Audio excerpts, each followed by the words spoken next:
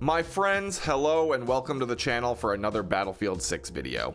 I've continued my grind to try out as many weapons as I can, and in this video I'll be talking about some of the heavy hitters of Battlefield 6. Guns at the top of the damage curve for their weapon class that trade off fire rate or recoil control for raw damage numbers. What some of these guns lack in finesse, they do tend to make up for with pure stopping power.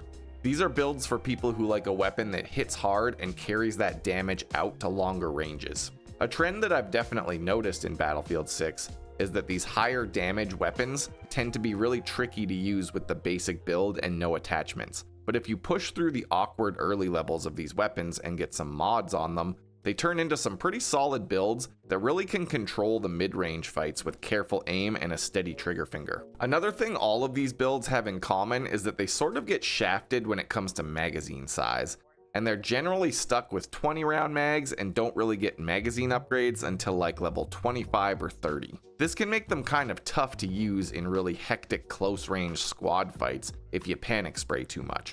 But it also kind of makes it feel awesome when you do pull off a good multi-kill without reloading. So the first weapon I want to take a look at is the TR-7 Assault Rifle, which is a heavy 7.62 battle rifle version of the TAR-21 Bullpup Rifle, and it's unlocked at level 50, one of the last weapons you unlock purely through leveling. This one was suggested to me in the comments of my last video, so I figured I'd give it a try.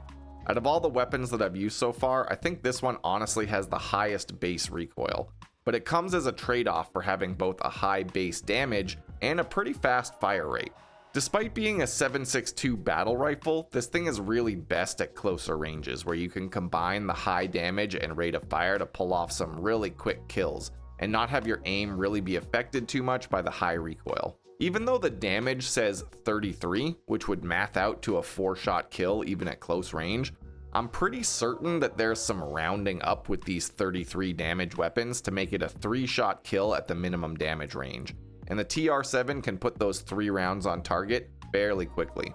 With base attachments, this gun is kind of tricky to control if you're just spraying, but with an upgraded foregrip and a little practice on pulling down to compensate for recoil, this thing can be really fun to use. And the gunshot sound effect on this rifle is one of the best in the game. It's really heavy and intense. So for my TR-7 build, I've played it up until about level 22 so far. While most of the time I prefer the flash hider to stop myself from being spotted when I fire, personally I found this rifle to just work better with one of the muzzle brakes to help reduce the recoil a bit so it's easier to use at medium range. But if you're better at controlling recoil than I am, you could probably stick with the flash hider or a suppressor. Next, I'm using the extended barrel for extra muzzle velocity, the classic vertical grip for more recoil reduction, a 20 round fast mag for quick reloads, and a red laser for the hipfire bonus. I think as I level this one more, I'll probably swap the fast mag for one of the extended mags, and then add the magazine catch for a reload speed bonus.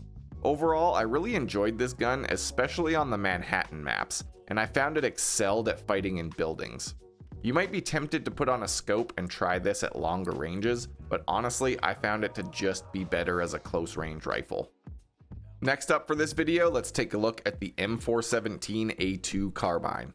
This weapon ties with the SG553R for the highest damage in the carbine weapon class, with a slightly lower fire rate and in my experience, slightly better damage at longer ranges. This was my favorite weapon in the beta tests before release, and I've played it up until about level 19 here in the full game. The first couple of games you play with the 417 really feel awkward, because honestly with the default barrel and no attachments to counter the recoil, shooting this gun in full auto is sort of a miserable experience. However, give it enough time to unlock the extended barrel and a good foregrip, and this little carbine has a lot to offer. The recoil really evens out and it becomes quite easy to control, so you can take advantage of the high damage for quick close range kills, and the good damage range to make some really solid medium and even long range tap shots as well. This is helped out by the higher than average muzzle velocity of the 417, especially with the extended barrel, which makes it easier to hit stuff at longer distances. I found this gun to be a real jack of all trades, and in my opinion the only real limiting factor is the magazine size, which can only go up to 25. For my build on the 417, I'm running the flash hider to avoid being spotted when firing, the extended barrel for extra muzzle velocity, the classic vertical grip for recoil control, lightweight ammo for extra aiming speed, which I found really nice, and the red laser for a hipfire bonus. I also plan on adding the 20 round fast mag for reload speed as well. I just need like one more level on the gun. I've really enjoyed this setup on maps that have a good mix of close range fighting and long open sight lines. I don't think this gun is the best in the game at any one thing, but it seems really well rounded and it doesn't have many major weaknesses, which I really appreciate. Next up for this video, let's take a look at the SCW-10 SMG, which has the highest base damage of the submachine gun class weapons at 33 damage. It combines this high base damage with a pretty solid fire rate of 800 RPM, which honestly does lead to a very fast time to kill at close range, and I have to say this is one of my favorite weapons so far to use in super close range around the corner gunfights. However, this high damage and fire rate comes with a pretty significant downside.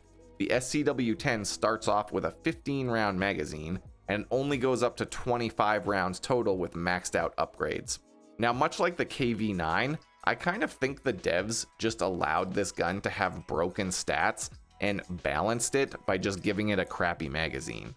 It really is tough to use it effectively with the base 15 round mag, but even a small upgrade to 20 rounds makes it much more effective.